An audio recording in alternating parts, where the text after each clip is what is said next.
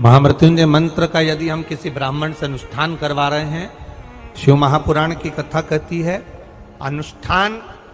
पत्नी करवा रही है या पति करवा रहा है, सास करवा रही है या ससुर करवा रहा है, घर का जेठ करवा रहा है या जेठानी करवा रही है। शिव महापुराण की कथा कहती है जितने लोग आपके घर में रह रहे हैं, जितने लोगों के साथ आप 24 घंटे घर के अंदर रह रहे हैं, जब हम पशुपति व्रत करें या महामृत्युंजय का अनुष्ठान किसी ब्राह्मण से करवा रहे हैं या मंदिर में हम अनुष्ठान करवा रहे हैं, तो भी हमारे चित्तवृत्ति से हमारे परिवार वालों को ये मालूम होना चाहिए कि मैंने उन ब्राह्मण के द्वारा अपने परिवार के हित के लिए, अपने बुजुर्ग के हित के लिए, अपने घर के हित के लिए मैंने महामृत्युंजय का अनुष्ठान करवाया है। उसका पुण्य 4 गुना बढ़ता है, जिससे घर के लोगों में कोई विस्मयता उत्पन्न ना हो।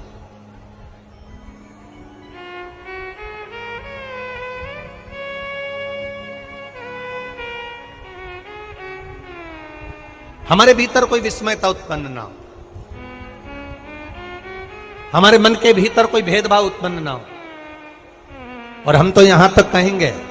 आप अगर शंकर जी के मंदिर में जा रहे हो, 1 लोटा जल चढ़ा रहे हो, शंकर जी के मंदिर में पहुंचकर 1 लोटा जल समर्पित कर रहे हो, तो भी आपके घर के लोगों को मालूम होना चाहिए कि ये पास वाले शिव मंदिर में गई है, मेरे पास के मंदिर में मेरा घर का बच्चा शंकर जी को जल चढ़ाने गया है, मेरा पति पास के मंदिर में शंकर भगवान को जल समर्पित करने के लिए गया है। ये घर के लोगों को ज्ञात होना चाहिए।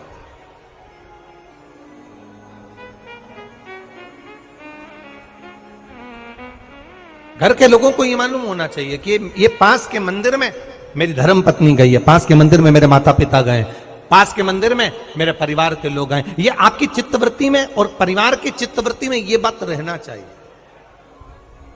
छुपा कर नहीं जाना।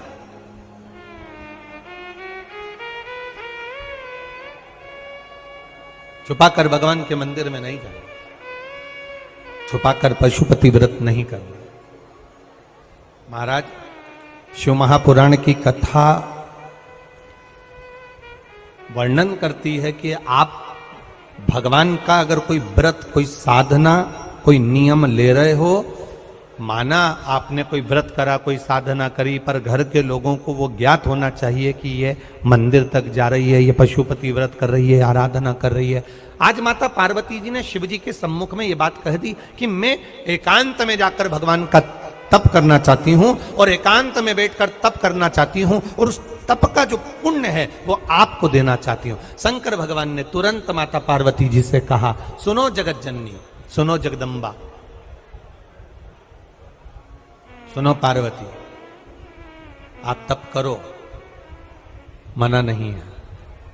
आप साधना करो, मना नहीं है, आप आराधना करो, मना नहीं है, और आप सोचो कि आपकी करी गई तप साधना का पुण्य आप मुझे दे दो, तो भगवान तुरंत कहते हैं, पार्वती जी मुझे आपके तप साधना का पुण्य नहीं चाहिए, आप अपना पुण्य अपने पास में रखो, हमें आपका पुण्य नहीं चाहिए। अभी तक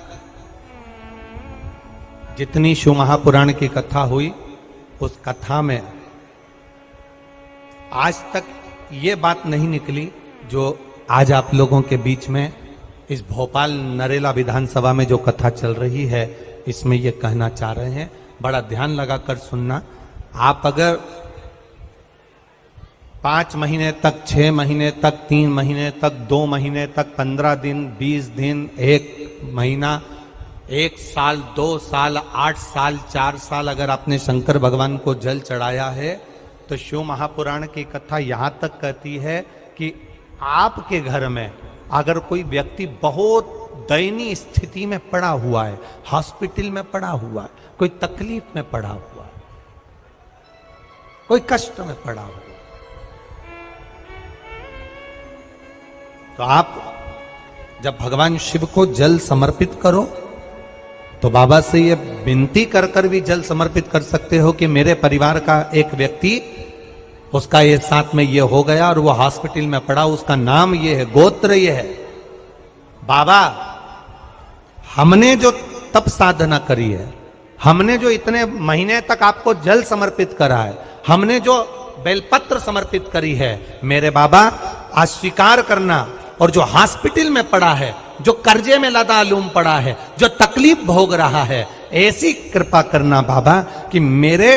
2 महीने जो मैंने जल चढ़ाया है, उस चढ़ाए गए जल का पुण्य मैं उसके खाते में देती हूं और उसको ठीक कर देना। ये पुण्य का भाग।